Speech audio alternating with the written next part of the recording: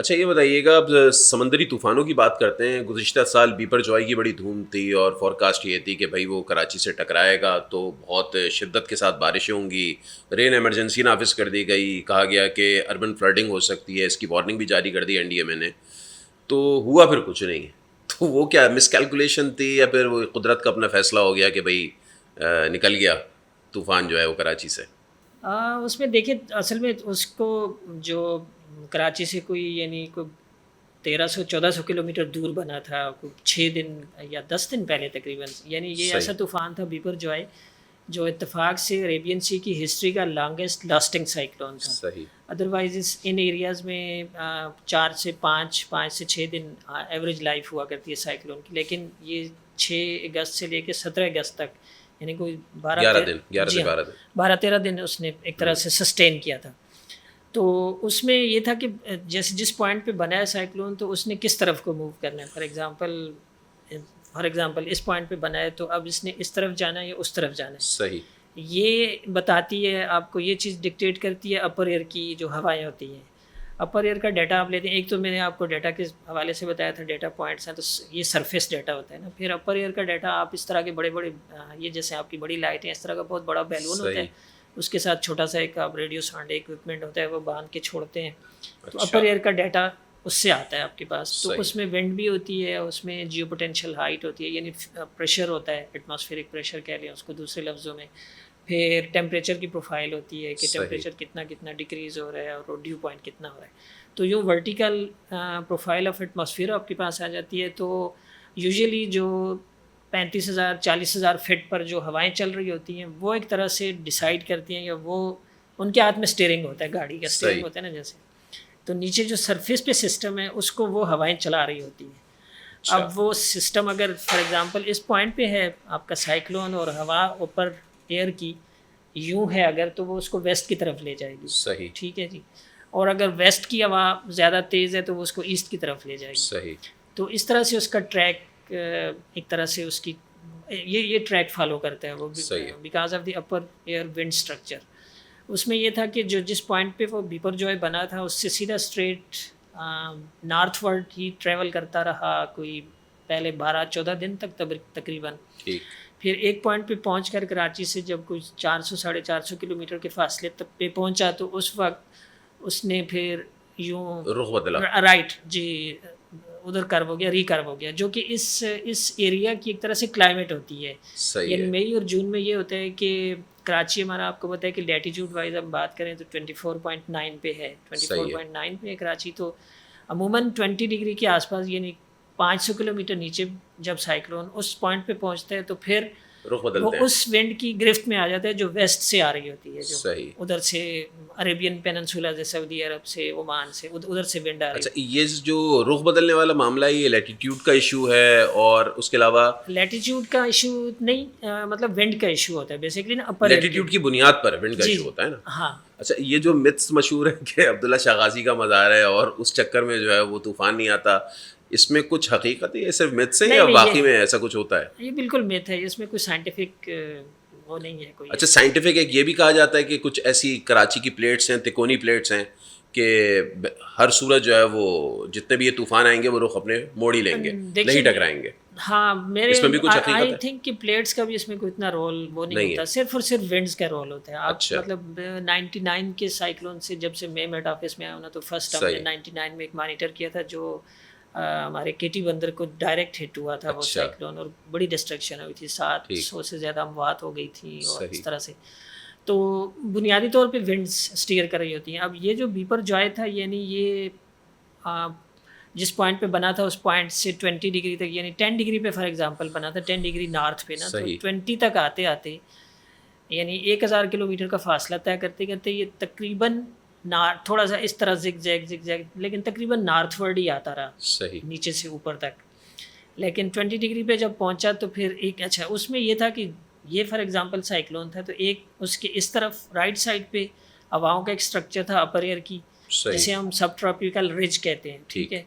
दूसरा उसके west side पे था, तो ये बीच में था। अब ठीक, ये वाली पुश कर रही थी उसको उधर, वो वाली पुश कर रही थी इधर। इधर, तो इन बिला आखिर ये इस तरह मुख्तलिफ वो औकात तो खैर एक हर किसी का अपना मजहबी जी। एक बयानिया होता है। बहरहाल अब आगे बढ़ते हैं। इस साल कोई नाम नहीं आया सामने कि भाई कोई एक तूफान आएगा या आने वाला है, हाँ, क्या इस वजह है? सब इस दफ़ा कोई तूफान बरपा नहीं हुआ। हमारे एरिया में नहीं बना, यानी हमारे इस पाकिस्तानी जो समुद्री हदूद है सही, या अरेबियन सी में नहीं बना। अरेबियन सी आपको में पता है नहीं। इस एरिया में ना दो हैं, एक खलीज बंगाल है जो बांग्लादेश के और ईस्टर्न इंडिया के सही है। साथ लगता है वो इलाका। तो वहाँ तो बने दो साइक्लोन बने, जहाँ तक मुझे याद आता है, एक का नाम रीमल था और दूसरा पता नहीं कौन सा था। बहरहाल ठीक। और वैसे भी इसकी क्लाइमेट इस तरह से, क्लाइमेट अब 30 साल 50 साल 60 साल आपके पास डाटा होता है तो आप किसी भी वेदर पर उसकी पैरामीटर की ना क्लाइमेट मेंटेन करते हैं। तो यूजुअली 4 साइक्लोन बनते हैं बे ऑफ बंगाल में इन ए ईयर। In year. जी, एक साल में। और अरेबियन सी में एक बनता है। अच्छा। 1:4 की रेशो है एक तरह से ना। सही है। तो किसी साल नहीं बनता। इस साल अच्छा 2 सीज़न होते हैं इसके, प्री मानसून सीज़न होता है मई और जून, और फिर दूसरा post monsoon post season monsoon. होता है सितंबर के आखिर या अक्टूबर नवंबर। सही। तो प्री मानसून सीज़न तो गुजर गया, हमारे सही एरिया है। में नहीं बना। अब अब देखिए पोस्ट मानसून में हो पोस्ट सकता है। मानसून में शायद बन जाए। और ये हाँ। नाम रखने की जिम्मेदारी किसकी होती है और कैसे रखा जाता है नाम? नाम रखने की ये है कि अच्छा पूरी वर्ल्ड ओशन को अगर आप देखें ना तो एक पैसिफिक ओशन है बड़ा, वहाँ इन्हीं को साइक्लोन को टाइफून कहा जाता है। सही है। अटलांटिक ओशन में चले जाएं आप तो वहाँ पर इनको इन्हीं साइक्लोन्स को हरिकेन कहा जाता है। सही है। तो उन दोनों खित्तों में नाम रखने की रवायत बहुत पुरानी है। वहाँ तो नाम होते थे। पाकिस्तान और ये जो एडजॉइनिंग एरिया यानी उसमें इंडिया, बांग्लादेश, श्रीलंका, मालदीव और थाईलैंड, म्यांमार, उस तरफ ओमान, सही। ये सब ममालिक आ जाते हैं जो इंडियन ओशन के रिम्स पर मौजूद हैं। तो सन 2000 से पहले यहाँ पे नाम रखने की रवायत नहीं थी। फिर इन ममालिक का एक पैनल है, पैनल ऑन ट्रॉपिकल साइक्लोन कहलाता है, पीटीसी। उसकी जो बॉडी होती है उसकी मीटिंग हुई सन 2000 में। तो उन्होंने कहा नहीं, सोचा कि भाई जब उधर नाम रखे जाते हैं उधर नाम रखे जाते हैं, और नाम से ये कि फिर आपको उसका डेटा रिकॉर्डिंग या कीपिंग या याद रखने में भी निस्बतन आसानी होती है। फिर उसके बाद नाम रखने शुरू हुए। सही। तो हर मुल्क जो है, अब इस पैनल में 13 ममालिक हैं, तो हर मुल्क ने 13 नाम लिख कर दिए। सन इसमें 2020 में, यानी 2004 में एक लिस्ट बनी थी। एक लिस्ट बन जाती है ना, तो वो सही। अगले सालों तक वही लिस्ट एक बनी हुई लिस्ट है, अभी भी नेट पर मौजूद है। उस लिस्ट में से जो नाम आपने यूज़ कर लिया फिर उससे अगला नाम उठाया जाएगा, तो वो सही। उसको नाम दे दिया जाएगा ऑटोमेटिकली। तो इत्तेफाक से वो पिछले साल जो बना था तो वो बांग्लादेश की जो लिस्ट मुहैया करदा लिस्ट थी, सही। उसकी बारी आई उस नाम की बीपर जॉय की, तो वो उसका नाम इस तरह से सही हुआ। है। इससे पहले आपको याद होगा 2014 में नीलोफर एक साइक्लोन आया था, बिल्कुल। वो पाकिस्तान का तजवीज़ करदा नाम था पुरानी लिस्ट में से। ठीक। अच्छा, अभी कोई इस साल कौन तजवीज़ करेगा अगर आया तो? वो लिस्ट बनी हुई है, मैं बता रहा हूँ ना आपको अच्छा। कि उसी लिस्ट में से पिक किया जाएगा। और मे बी कि अगला नाम जो मुझे याद आ रहा है कि ये रीमल जो था ये ओमान का नाम था, तो अल्फ़ाबेटिकल अच्छा, आर्डर में उठाते हैं वो। तो ओ के बाद पी आता है, तो नेक्स्ट में भी कि पाकिस्तान का दिया हुआ नाम जो है ना अगले साइक्लोन को, वो ठीक है। चाहे वो जहाँ भी बने, चाहे उधर बे ऑफ बंगाल में बने या अरेबियन सी में बने, लेकिन नाम जो है पाकिस्तान का तजवीज़ करदा नाम दिया जाएगा। ठीक है। अच्छा ये बताइएगा, ये सुनामी और साइक्लोन में क्या फ़र्क है? हम बड़ा सुनते थे ना कि सुनामी आ रहा है। खैर वो तो एक पॉलिटिकल टेक्नोलॉजी भी बन गई थी, लेकिन अभी हम इसको स्पेसिफिक ये मौसमियाती उससे रखते हैं। तो ये सुनामी और साइक्लोन में क्या फ़र्क है? सुनामी बेसिकली जापानी ज़बान का लफ्ज़ है, यानी बिग वेव, सही है। उसका लफ्ज़ी तर्जमा कह सकते हैं ना। तो उसमें ये होता है कि सुनामी का बिल्कुल डिफरेंट फिनोमेना और ये डिफरेंट फिनोमेना, ये मेट्रोलॉजिकल फिनोमेना और वो जो है ना जियोफिज़िकल उसमें अच्छा। आता है। उसमें ये है कि जो समंदर की तह में अगर अर्थक्वेक हो जाए, कोई ज़लज़ला आ जाए बड़ा, सही या है, तब आएगा। जी वोल्केनिक इरप्शन हो जाए, तो आप उसकी मिसाल हम इस तरह से ले सकते हैं ना। बचपन में मैं एक गांव का रहने वाला हूँ, तो गांव देहातों में हम झील के किनारे बैठ के उस पर पत्थर फेंकते थे, सही है। तो पानी फैलना शुरू हो जाता है। बिल्कुल। तो वो राउंड्स बनने शुरू हो जाते जी थे। जी, समंदर के अंदर अगर अर्थक्वेक हो जाए तो ज़ाहिर है वो एक दम से धमाका होगा या वोल्केनिक इरप्शन होगी, सही। तो पानी फैलेगा। तो एग्जैक्टली। बड़ी बड़ी वेव्स पैदा होंगी जो कोस्ट पे जाके ना उसको सुनामी कहते हैं। पाकिस्तान खतरा से दो चार है सुनामी और से? हाँ, साइक्लोन इसका फ़र्क अच्छा, मैं हाँ, वाज़े पहले कर दूँ। जी, साइक्लोन का ये है कि वो तो मतलब वो एक तरह से ना एक तरह से शार्ट रेंज आप कह सकते हैं कि छोटे पैमाने का फिनोमेना होता है, और उसमें कंडीशंस होती हैं कि प्री कंडीशंस होती हैं कि समंदर का टेम्परेचर अगर 26 डिग्री या 26-28 डिग्री तक पहुंच जाए, और from surface up to 50 metre depth उसका सेम टेम्परेचर हो, सही। 26 से ज़्यादा डिग्री, और फिर दूसरी ये कि रोटेशन ऑफ विंड्स इस तरह से एंटी क्लॉकवाइज हो तो ये साइक्लोन को इस तरह से जन्म देती है, ये कंडीशंस। और सुनामी मैंने बताया आपको कि अर्थक्वेक, वो तो बिल्कुल आपने या बताया। पाकिस्तान को लेके बताया ना कि पाकिस्तान कितने खतरात से दो चार है सुनामी को लेकर।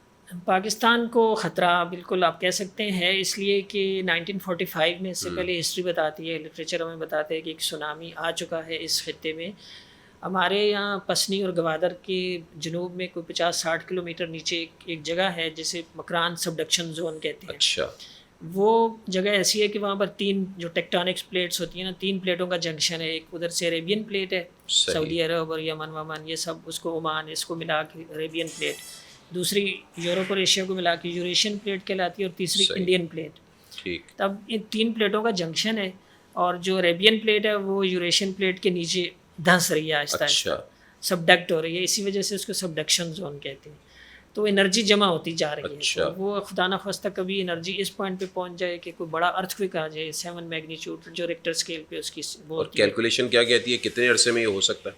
कैलकुलेशन ये कहती है कि जी कोई 80 से 100 साल बाद इसका रिटर्न पीरियड होता है। सही। और 1945 के बाद अब तकरीबन यानी कि हम लोग मरने के बाद unfortunately we are getting to, Allah माफ़ करे।